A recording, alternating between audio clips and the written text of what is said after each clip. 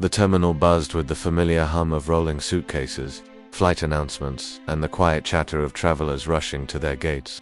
Among them was Daniel, a single father in his early 30s, holding tightly onto the hand of his 7-year-old son, Eli. This trip was special. Daniel had worked double shifts for nearly a year to afford 2 first-class tickets for their first vacation together in years. It wasn't just a trip, it was a promise kept. As they boarded the plane, a flight attendant smiled and guided them to their spacious seats in the front. Eli's eyes lit up at the plush leather chairs and the small screen in front of him. "This is so cool, Dad," he whispered, just as they began settling in. Daniel noticed a small commotion back near the economy section. A woman entered the plane looking frazzled, carrying 2 little girls twins, maybe 4 or 5 years old one, in each hand. She had a baby bag slung over her shoulder, a stroller being half-dragged by an airline staffer, and a look of pure exhaustion on her face.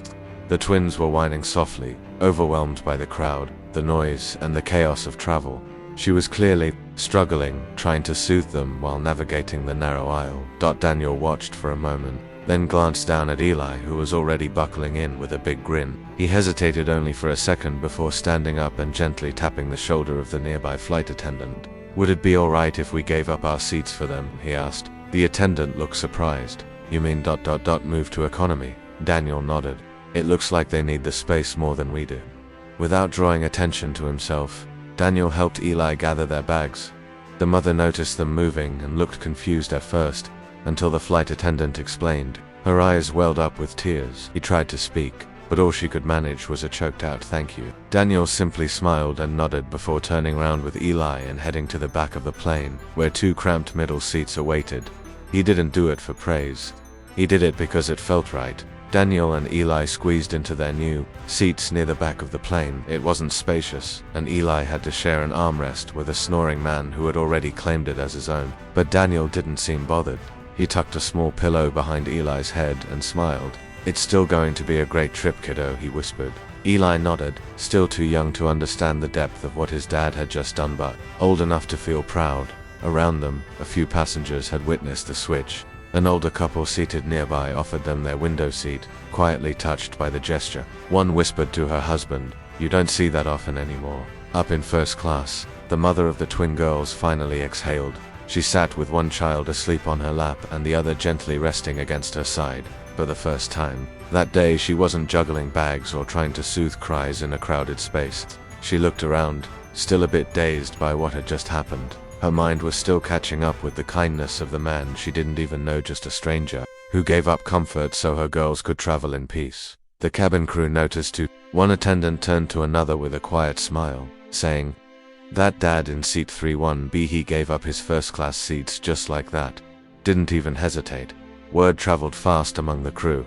In a matter of minutes, Daniel's small act was being talked about in the galley like it was a rare treasure. Acts like that stood out, especially in a world where most passengers were quick to complain about legroom or delays. Back in economy, Daniel pulled out a pack of crackers and handed some to Eli. "Still good?" he asked. Eli nodded with a sleepy grin. "Better than good."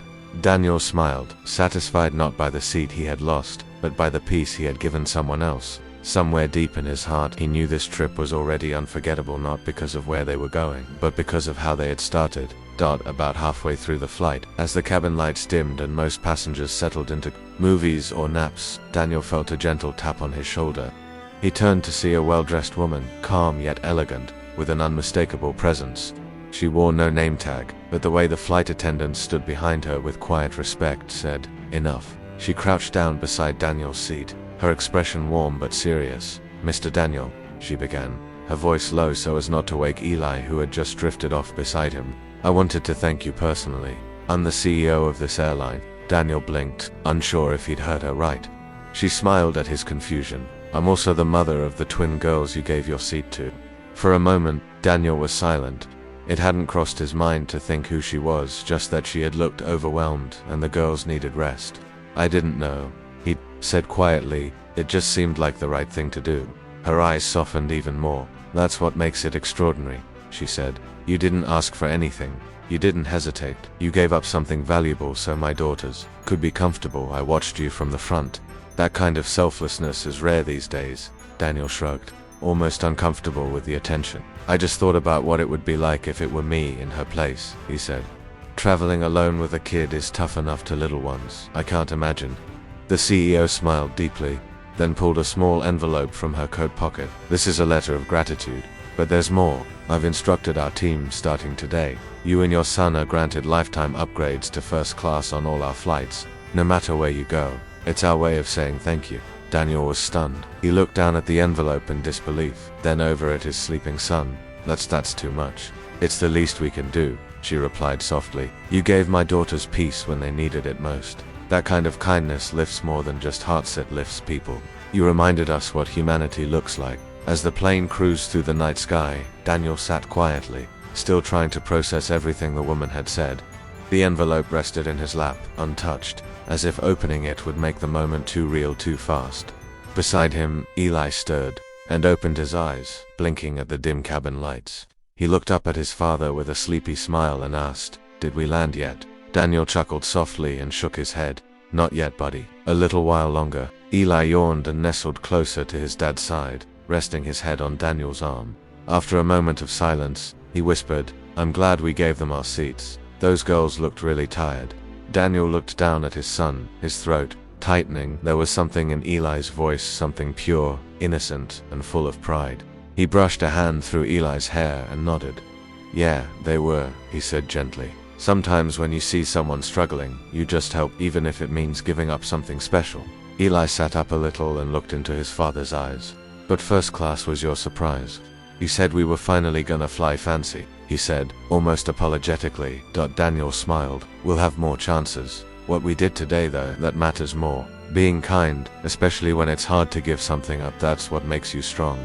The words hung in the air for a few moments. Across the aisle, a woman who had been watching the two of them quietly wiped a tear from her eye. Another man, pretending to read a magazine, smiled to himself, the edges of the pages shaking just slightly in his hand. It wasn't loud, it wasn't grand, but in that cramped little row in economy, something beautiful was happening. A father passing on the kind of lesson the world needs more of, not through lectures or rules, but by example.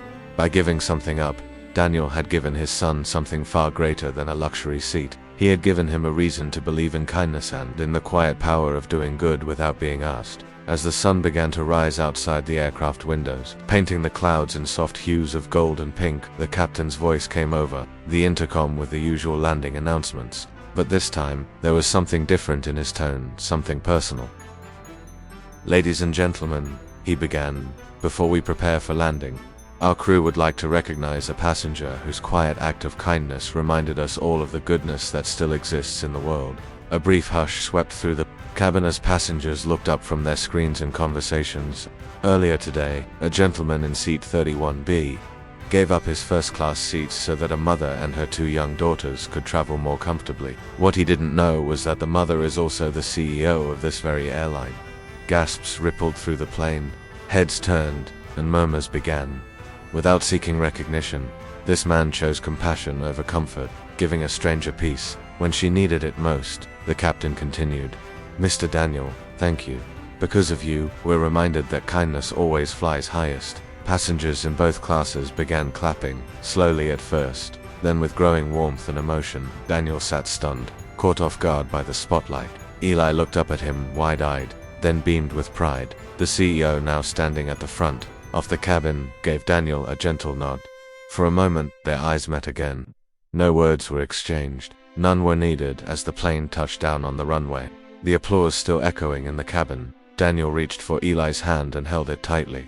There were no medals, no headlines, no grand reward beyond the one that truly had made someone's life easier in a moment that counted, and in return, he had shown his son and everyone around him that sometimes the most powerful gestures come from quiet hearts. As they walked off the plane, Eli looked up at his dad and said, "I want to be like you when I grow up." Daniel smiled. "That's all I ever wanted." In a world often rushing past kindness, one small act had made everyone slow down, look around, and believe again in the goodness of people.